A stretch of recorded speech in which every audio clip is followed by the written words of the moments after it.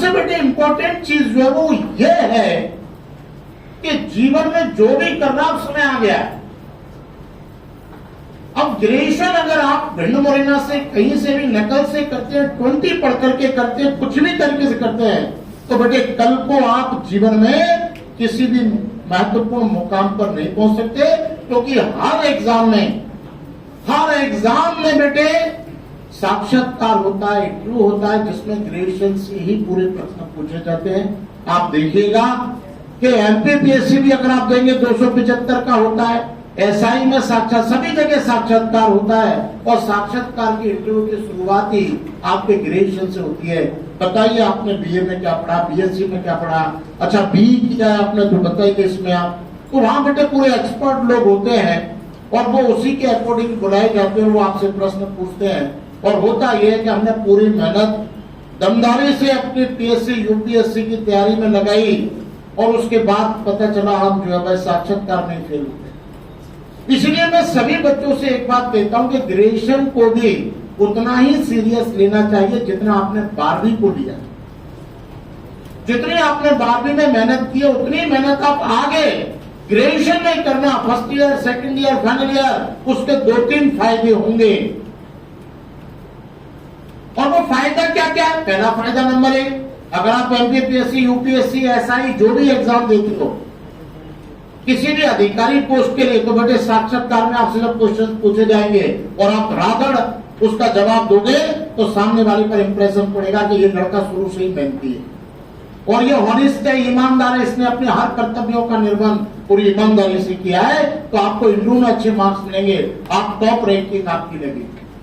पहला फायदा।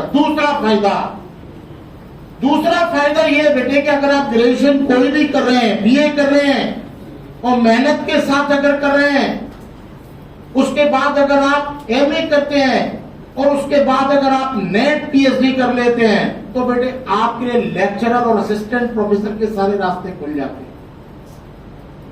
आप सीधे सीधे बेटे प्रोफेसर बन सकते हैं, लेक्चरर बन सकते हैं, क्योंकि अब नेट कंपलसरी है। और नेट बेटे आप समझ सकते हैं ना नकल से होता है ना शॉर्ट पढ़ने से होता है, तो डिटेल में अगर पूरा पढ़ा है तो ही बेटे आप नेट क्वालिफाई कर सकते हो। और अगर आप ये करते हैं और अगर आप पीएचडी का एंट्रेंस एग्जाम होता है, आपको पता ही है, जीएस आता है, अच्छा अगर देते हैं, पीएचडी कर लेते हैं, तो एक रास्ता और खुल जाता है आपका, वो है प्रोफेसरशिप के लिए, लेक्चरशिप के लिए, तो बेटे वो एक रास्ता भी है। तीसरी चीज यह है कि अगर आप ग्रेजुएशन बहुत अच्छे से अगर करते हैं तो आपको एक फायदा मिलता है कि अगर आप यूपीएससी देते हैं तो एक ऑप्शनल सब्जेक्ट तैयार हो जाता है, क्योंकि आईएएस में कॉमन पेपर के साथ साथ एक पेपर आपका ऑप्शनल सब्जेक्ट का होता है।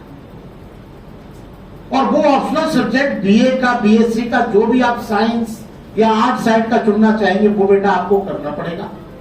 तो अगर आप ग्रेजुएशन अच्छे से करते हैं तो आपका 300 नंबर का एक पेपर अपने आप तैयार हो जाता है। चौथा फायदा ग्रेजुएशन का यह है कि अगर बेटे बीएससी किया है, कुछ भी किया है, बीएससी कंप्यूटर साइंस किया है, तो सबसे बड़ी बात है, और लग रहा है कि अगर कंपटीशन में कहीं लेट है और अगर नॉलेज है तो एक छोटा सा बोर्ड अगर लगा दिया कि 9, 10, 11, 12 उनके लिए सामान्य क्लासेस, तो बेटे आप ये मान करके चलिएगा कि 3-4 घंटे पढ़ा करके आप जो अब 50-60 हजार रुपया महीना कमा सकते हैं और इसके साथ साथ अपनी तैयारी भी कर सकते हैं, क्योंकि नॉलेज कभी भी बेकार नहीं जाती। आप में से लास्ट में क्वेश्चन पूछा था ना, कितने लोग दिल्ली में आते हैं, पूछा था, कितने लोग ने आंसर किया था? चलो एक प्रश्न दोबारा पूछता हूँ, कितने लोग दिल्ली में आते हैं?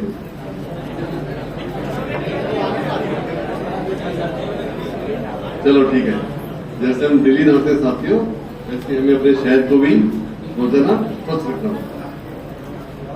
इस समय सबसे इम्पोर्टेंट चीज क्या है कि जब स्वच्छता का सर्वे होता है तो गवर्नमेंट ऑफ इंडिया के द्वारा एक टीम आती है, तो हमेशा जो शहर होते हैं जो उस कंपटीशन में पार्टिसिपेट करते हैं, हमने पार्टिसिपेट किया है, तो हम लोग अपने डॉक्यूमेंट भरेंगे कि साहब हमारे पे ये चीज है, फला चीज है, फला चीज है, फला चीज। तो गवर्नमेंट ऑफ इंडिया जो क्या करती है, वो टीम को भेजती है कि इन्होंने जो डॉक्यूमेंट भरे थे उसमें से कितने सही थे। हमने बोला कि 7,500 तक मार्क्स होता है, तो 7,500 में से इनको कितने मार्क्स मिलने चाहिए, वो फिर मार्क्स कट करते हैं। जैसे आजकल देखते हैं ना यूपीएससी एग्जाम देते हो नेगेटिव मार्किंग होती है, जैसे यहाँ भी ऐसी होती है, आपको मार्क्स को काटा जाता है। क्योंकि इन्होंने भरा था कि हम डोर टू डोर पैसा कलेक्शन करते हैं, बट मौके में कोई नहीं कर रहा, गाड़ी का नहीं आ रही, कट जाएगा। तो इसलिए कई सारे पॉइंट्स होते हैं जिसमें हमें मार्क्स मिलते हैं और किसी में मार्क्स कटते हैं। तो अभी आप लोग चूंकि एक सिटीजन भी बन रहे हो, पढ़ोगे, परिवार भी होगा, अच्छी नौकरी पाओगे तो अच्छा परिवार मिलेगा, ऐसे होता है। इसीलिए सब प्रयास करो ना, अच्छा प्रयास करो ताकि अच्छी जॉब मिले, अच्छा स्टेटस मिले, उसके माध्यम से फिर आप समाज में और बड़ा काम कर सकते हो। ये तो मानोगे कि कितने लोग गवर्नमेंट सेक्टर में रह के समाज में कितना बड़ा काम करते हैं, करते हैं कि नहीं। कुछ सुविधाएं आपको सरकार देती है, जैसे प्राइवेट सेक्टर होता है, आपको पैकेज मिलता है 12 लाख, 50 लाख, 1 करोड़ होते ना अलग, तो सिर्फ गवर्नमेंट सेक्टर में भी होता है। आप गवर्नमेंट सेक्टर में आते हो, आपको एक पैकेज मिलता है, सैलरी मिलती है, गाड़ी मिलता है, 2-4 लोग कंपनी वाले मिल जाते हैं, मकान मिल जाता है, ये सुविधाएं मिलती है। फिर सरकार की जो योजना होती है उसको भी लागू करना होता है, उसकी मॉनिटरिंग करनी होती है और उसका रिजल्ट देना पड़ता है। तो समाज में सबसे ज्यादा इम्पैक्ट यही करती है, इसी का होता है। कभी आपका कोई छोटा लेवल होगा, सब लेवल का तहसील लेवल होता है, फिर आप बड़े लेवल पे जाते हो, डिस्ट्रिक्ट लेवल पे जाते हो, फिर कभी कभी आप डिवीजन लेवल पे जाते हो, स्टेट लेवल पे जाते हो, कभी कभी सेंट्रल लेवल पे काम करने होगा। तो इस प्रकार आपका लेवल बढ़ता रहता है विद एक्सपीरियंस।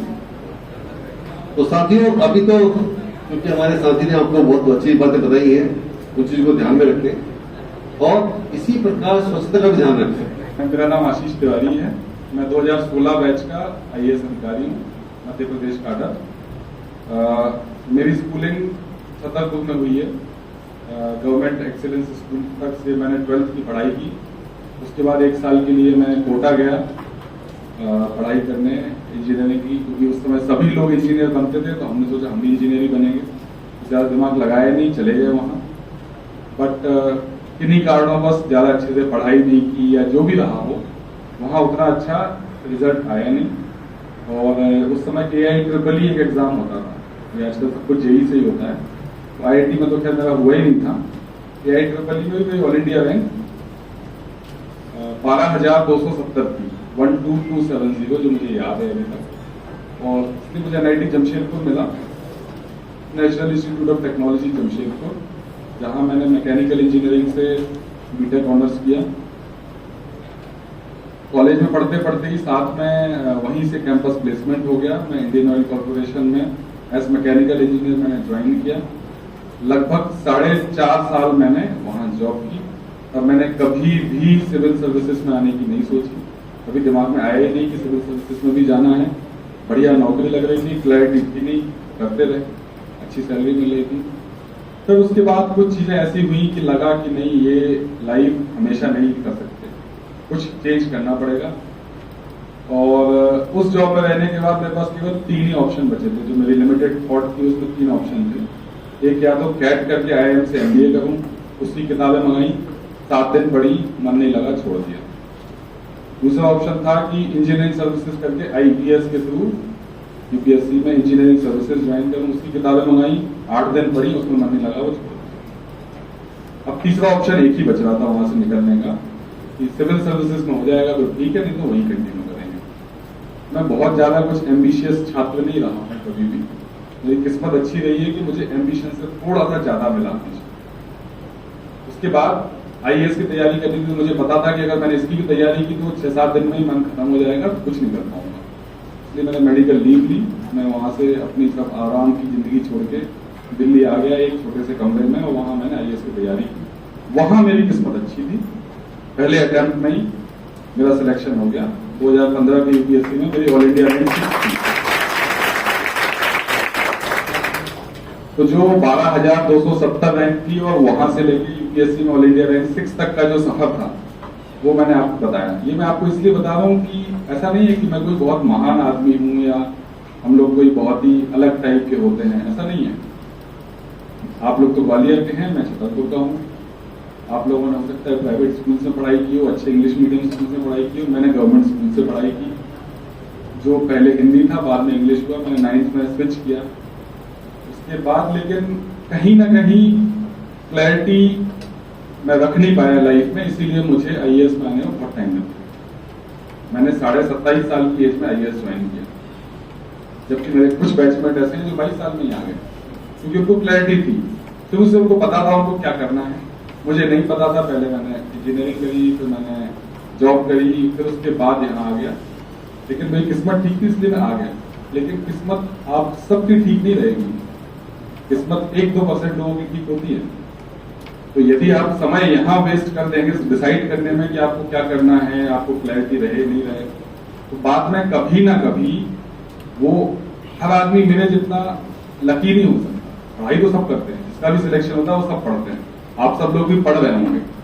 पढ़ाई के साथ ही किस्मत भी होता है, इसीलिए डोंट वेस्ट टाइम। अगर आपको करना है तो समय बर्बाद नहीं करें, अभी से क्लैरिटी बना के